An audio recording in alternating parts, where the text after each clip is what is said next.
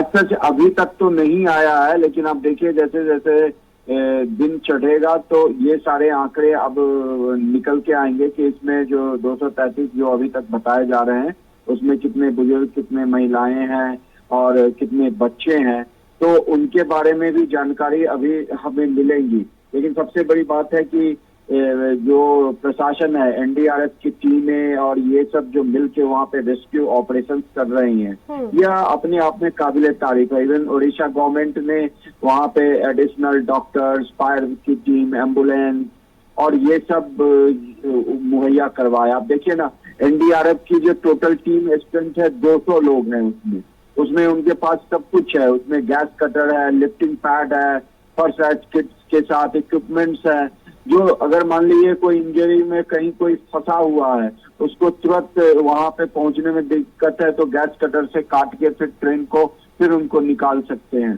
तो प्रशासन पूरी तरह मुस्तैद है, लेकिन वही है कि ये हादसा हो गया, इतने लोगों की जान चली गई, वो उसको तो अब वापस नहीं लाया जा सकता। लेकिन जो इंजरी जिनकी हुई है, जो बचे हैं, उनको ठीक से निकाल के सही समय पे उपचार मिल जाए तो वो बच सकते हैं। सर्वेश्वर जी, आप भी घटना स्थल पर थे? नहीं, मैं घटना स्थल पे नहीं था। हमने भी समाचार के माध्यम से ही देखा कि यहाँ पे इतना बड़ा ट्रेन हादसा हुआ है। फिर हमारे जो सोर्सेस होते हैं उससे बातचीत करने पे वहाँ के लोकल रिपोर्टर्स और समाचार पत्रों में जो दिखाया, ANI वगैरह, तो उसी के सोर्स से मैं भी आपसे ये बातचीत कर रहा हूँ। बिल्कुल सर्वेश्वर जी। और इवन देखिए उड़ीसा गवर्नमेंट ने एक दिन का वहाँ पे शोक भी रखा है, इतनी बड़ी जो घटनाएं हुई है। तो अच्छी बात है, लेकिन वही है कि अब जिसके अपने चले गए हैं उसकी तो वापसी हो नहीं सकती। सरकार एहतियात यही है कि रेल को कितना सुरक्षित बनाया जाए, और हमारी सरकार ने बहुत हद तक इस पे काम किया भी है। क्या इसमें ये भी देखा जाए कि कुछ आपराधिक तत्वों ने कुछ ऐसा तो नहीं किया रेलवे ट्रैक से छेड़छाड़ जिसके कारण भी ये घटना हुई हो? तो यह जांच का विषय है। यह अभी पता लगने में समझिए आज शाम तक पता लग सकता है, क्योंकि सरकार हर पहलू की जांच कर रही है। बिल्कुल सर्वेश्वर जी, और किस तरह की मदद, आर्थिक मदद अभी तक उड़ीसा सरकार की तरफ से घायलों और मृतकों के परिजनों के लिए पहुंचाई गई है? देखिए, घायल और मृतक के लिए जो प्रधानमंत्री ने 2 लाख रुपए की घोषणा कर दी है, जो प्रधानमंत्री रिलीफ फंड होता है जी, और उसके बाद ओडिशा सरकार ने की अभी तक ऐसा तक तो नहीं रिपोर्ट हो रही है, लेकिन मुझे लगता है वो उन्होंने, जैसा कि मैंने आपको बताया, ओडिशा सरकार ने एक दिन का शोक सभा रखा, एक दिन का शोक मतलब पूरे राज्य में घोषित किया है। और दूसरी बात जो वहां पे डिप्लॉयमेंट की बात है कि डॉक्टर की अवेलेबिलिटी, एडिशनल डॉक्टर बुलाए जा रहे हैं। मान लीजिए 900 लोग इंजर्ड हैं, तो उन 900 लोगों को भी तुरंत मेडिकल सहायता मिले, उसके लिए डॉक्टर की टीमें भी बहुत लंबी होनी चाहिए। तो जैसा कि मैंने बताया कि एनडीआरएफ की टीम में 200 लोग हैं, उसमें भी फर्स्ट एड किट के साथ वो लोग ये होते इक्विप्ड होते हैं। एनडीआरएफ की टीम को हर ट्रेनिंग दी जाती है कि फर्स्ट एड आप कैसे दे, कोई अगर घायल है तो ये जो काम कर रही है उड़ीसा गवर्नमेंट, ये बहुत ही अच्छी बात है। और उसके बाद जो रेस्क्यू ऑपरेशन कंट्रोल रूम भी बना दिया गया है उड़ीसा गवर्नमेंट के द्वारा, और जो नंबर जारी किया गया है, आप अपने चैनल पे फ्लैश भी करती होंगी, और मैं भी बता दूं कि जो उड़ीसा गवर्नमेंट है एक हेल्पलाइन नंबर जारी किया है। ये हेल्पलाइन नंबर है, कोड है 06782 और नंबर है 262286। फिर से मैं दोहरा रहा हूं, ये number 06782262286। Odisha disaster rapid action force भी वहां पे लगाई गई है। 3 यूनिट्स का नेशनल डिजास्टर रिस्पांस फोर्स है, 22 फायर सर्विस पर्सनल वहां पे है। तो ये सारी जो चीजें हैं उसकी व्यवस्था उड़ीसा गवर्नमेंट की तरफ से अभी तक की गई है।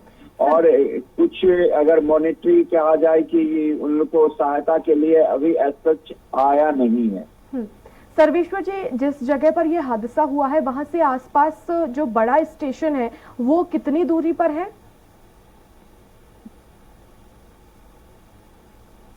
देखिए, वहां से जो ये बलासोर है, इस वहां से जो डिस्ट्रिक्ट कलेक्टर भी आ चुके हैं, तो वहां पे जो मैं जो मेन शहर आप पूछ रहे हैं जी।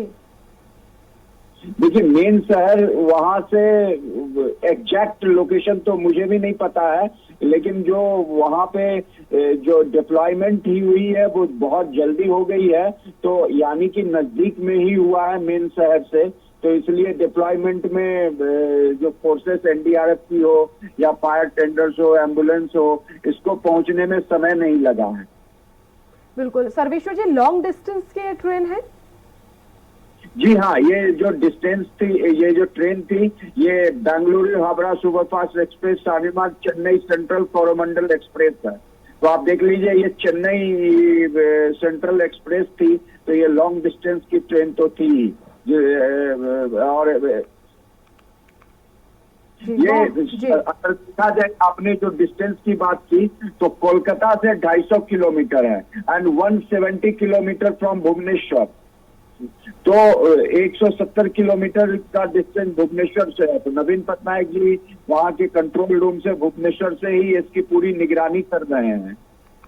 तो आप ये अंदाजा लगा सकते हैं कि वहां पे मतलब जो दूरी है, भुवनेश्वर अगर कहा जाए कि भुवनेश्वर में एम्स भी है और बहुत ही अच्छे अच्छे हॉस्पिटल्स हैं, लेकिन वहां पे एडिशनल डॉक्टर की टीम डिप्लॉय कर दी गई है और सारे रेस्क्यू ऑपरेशन चल रहे हैं। और उसके बाद देखिए, जो बात है कि सरकार ने क्या, जो मृतक है उनको क्या अनाउंस किया है, तो जो अश्विनी वैष्णव जी हैं, जो रेलवे मिनिस्टर हैं, 10 lakh for those who have died, उनको मिलेगा 10 lakh, 2 lakh for serious injury और 50,000 उनको मिलेगा जिनको माइनर इंजरी हुई है। ये रेलवे मिनिस्ट्री की ओर से मतलब दिया गया है।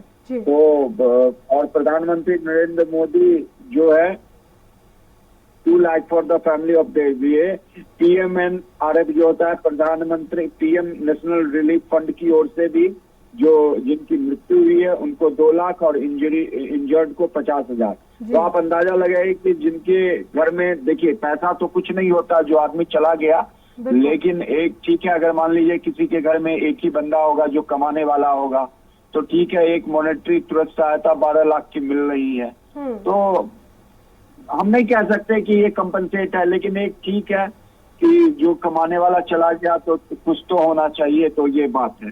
पैसा तो आदमी की जान की कीमत से बढ़ के तो पैसा नहीं होता है। बिल्कुल। Thank you so much for connecting us, Sarveshwar ji.